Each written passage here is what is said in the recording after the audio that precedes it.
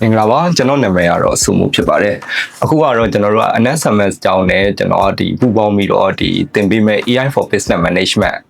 သင်တန်းလေးအကြောင်းပြောပြပေးမှာဖြစ်ပါတယ်ရှေ့ဦးစွာပြောပြချင်တာကတော့ကျွန်တော်ရဲ့ဒီ biography လေးပေါ့နော်ကျွန်တော်လက်ရှိကတော့ Thai မှာဒီမိတ်ဆွေတော့ AI ဆိုတဲ့ project လေးကိုတာဝန်ယူဆောင်ရွက်ပေးနေတာဖြစ်ပါတယ်ကျွန်တော်မိခင် company ကတော့ SPDN.co.th ဖြစ်ပါတယ်ဒီ AI ခေတ်ကိုရောက်လာတဲ့အခါကျတော့ကျွန်တော်တို့တွေကဒီပေါ့နော်ဒီစီမံခန့်ခွဲမှုလုပ်ငန်းတွေ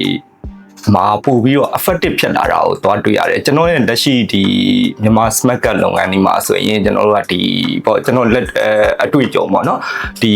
ကတ်တွေကဒီတောင်းနဲ့ချီပြီးလောက်ရတဲ့အခါကျတော့ကျွန်တော်တို့ကဒီလူတွေတအားသုံးရတယ်အချိန်မီပြီးအောင်လုပ်ရတယ်ပေါ့အဲ့ဒီအချိန်မှာကျွန်တော်တို့ကဒီ AI ဆိုတဲ့ application လေးကနေတစ်ဆင့် license ပုံတွေကိုကျွန်တော်တို့ကဒီစက္ကူပေါ်ကနေဖြတ်ထုတ်လိုက်တာပေါ့ဖြတ်ထုတ်လိုက်တဲ့အခါမှာတော့ဒီ9မိနစ်လောက်ကိုကျွန်တော်တို့ကပုံ100လောက်ကပြီးသွားတယ်ဗောနော်ပြီးသွားတယ်ဆိုတော့ဒီပုံတောင်းချီရဒီ day one day one နဲ့တင်ပြီးနိုင်တယ်ဆိုတာကိုသွားတွေ့ရတယ်ဒါအခုနောက်ပိုင်းဆိုရင်ကတ်100လောက်ဖို့ဆိုတာဘာမှမကြောက်ဘူးဗောနော်ပုံပြင်ရတဲ့ effect တွေအဲ့ဒါဘာလဲဆိုရင် AI ရဲ့တကယ် effective word တွေပဲဖြစ်ပါတယ်ဒါကတော့ကျွန်တော်ရဲ့လက်တွေ့ဟိုပါဗောနော်ဒီအတွေ့အကြုံလေးကိုမျှဝေတာဖြစ်ပါတယ်ထိုနည်းထို့သောပဲကျွန်တော်တို့ဒီ time မှာဆိုလည်းပဲကျွန်တော်တို့ကဒီအလုပ်သမားဒီ CV တွေဗောနော်ကျွန်တော်တို့လက်ခံတော့ကျွန်တော်တို့ကဒီ paper work တွေလာတာဗော paper work တွေနဲ့မှာပုံတက်စတက်ကျွန်တော်တို့ AI ကနေခွဲထုတ်ရတဲ့ project တွေလုပ်ရပါတယ်အဲ့လို company တွေမှာလည်းပဲကျွန်တော်တို့တွေရဲ့ဒီဟာတွေကဒီဟာတွေကိုကျွန်တော်တို့တွေက design ဒီဗောအရင်တော့လိုမျိုး software တွေနဲ့ဖြတ်ထုတ်မှာတို့စာတွေကိုပြန်ရိုက်မှာတို့ဆိုရင်အချိန်နေတအားပြီးရတယ်ဗောနော် AI ကဒါကျွန်တော်ရဲ့ဒီလက်တွေ့ဒါ effective ဖြစ်တာပေါ့ management flow မှာ effective ဖြစ်တာပေါ့ကျွန်တော်တို့ဒီဟာကကြတော့ဒီ management back မှာဒါဒီ design ပဲဖြစ်ပေါ့နော်ဒီ data workflow တွေမှာပဲဖြစ်ကျွန်တော်အခုဆိုရင်ဒီ Thai နိုင်ငံမှာတခုခုလိုချင်တယ်ပေါ့နော်တည်ချင်တယ်ရှားတယ်ဒီ chat system တွေကနေတစ်ဆင့်ရှာလို့ရအောင် smooth ဖြစ်အောင်လို့ကျွန်တော် data training တွေလုပ်တဲ့ခါမှာကျွန်တော်တို့ဒီtourism ပဲဖြစ်အလုပ်ရှာတာပဲဖြစ်ဒီဟာပဲဖြစ်ဒီ AI ကနေပြီးတော့ကျွန်တော်တို့ကဒီပေးလိုက်တဲ့message အပြင်သူကလူသားဆန်နဲ့ပြန်ဖြေပေးတာပေါ့နော်အဲ့လိုမျိုးဆိုတဲ့ဒီကောင်းကျိုးတွေကတော့ဒါကျွန်တော်ရဲ့ကိုတွေ့ဒီလုပ်နေရတဲ့ work experience နဲ့ကျွန်တော်ပြောပြပေးတာပေါ့နော်အဲ့ဒီဟာတွေနဲ့ပေါင်းဆက်ပြီးတော့ NSMS သင်တန်းကျောင်းမှာဆိုရင် AI for Business Management သင်တန်းမြောက်ကိုဖွင့်လှစ်ထားပါတယ်ခင်ဗျဒီ AI for Business Management သင်တန်းမှာပါဝင်မဲ့သင်ခန်းစာတွေကတော့ module 10ခုရှိပါတယ် module 1ကတော့ Foundation of AI in business ပေါ့နော်သူကဘာလဲဆိုရင်ကျွန်တော် AI မှာတိထိုက်တဲ့ဒီအကြောင်းအရာတွေကိုသင်ပေးမှာဖြစ်ပါတယ်ဒီ AI နဲ့ပတ်သက်တဲ့ data တွေသူတို့ရဲ့ဒီ AI ရဲ့အလုပ်လုပ်ပုံတွေကိုဒီသင်ခန်းစာမှာသင်ပေးသွားမှာဖြစ်ပါတယ် module 2ကတော့ strategic application across the business function သူကအဓိကသင်ပေးမှာက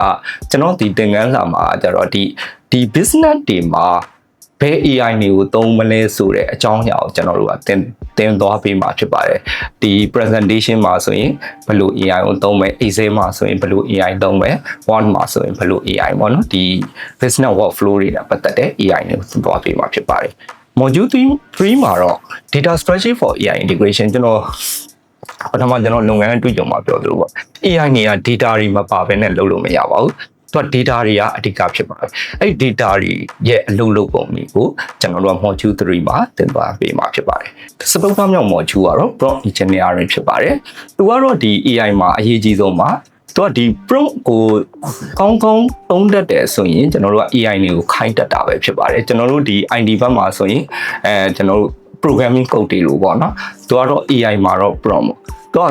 programming code ထက်လွယ်တယ်လူတွေတွေးတဲ့အတွေးအတိုင်းကိုခိုင်းတာပေါ့ဗျာအဲ့ဒီဟာကိုကျွန်တော်တို့ကခိုင်းတတ်တယ်ဆိုရင်ဒီ AI က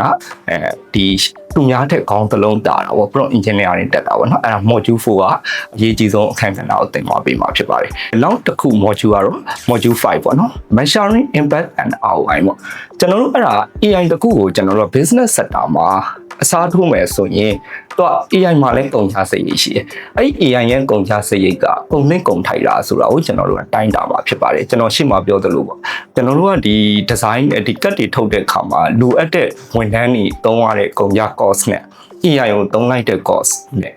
ပြီးတော့ကျွန်တော်တို့အချိန်နဲ့လုပ်ဒီပြီးမြောက်မှုနဲ့အဲ့ဒါတွေအားလုံးကိုကျွန်တော်တို့ကဒီ module ဒီmodule 5မှာ ROI ပေါ့ AI for ဒီ measurement impact for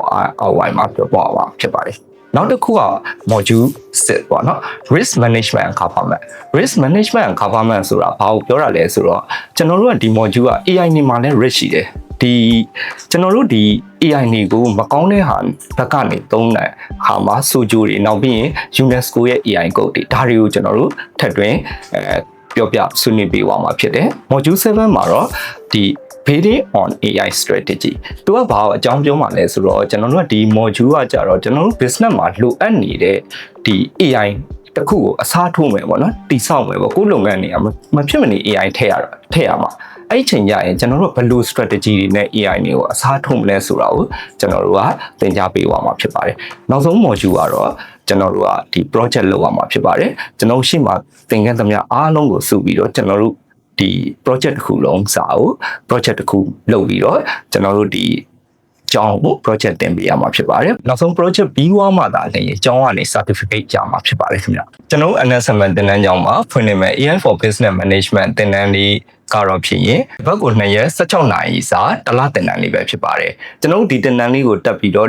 ဒီမိတ်ဆွေတို့ရဲ့ AI နဲ့ပတ်သက်ပြီးတော့ကျွန်တော်တို့ဒီလုပ်ငန်းခွင်မှာအခက်အခဲရှိနေတဲ့လူတွေအတွက်ဒီတင်နန်းလေးကိုတက်ရောက်ဖို့ဖိတ်ခေါ်ပါတယ်ခင်ဗျာကျေးဇူးတင်ပါတယ်